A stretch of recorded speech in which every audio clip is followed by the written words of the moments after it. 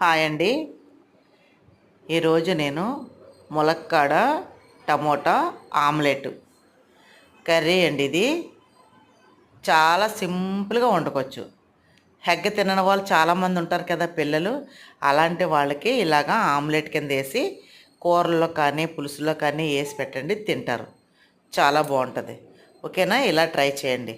Full video ఛానల్లో ఉంది, చూడండి. చాలా అంటే చాలా చాలా బాగుంటుంది.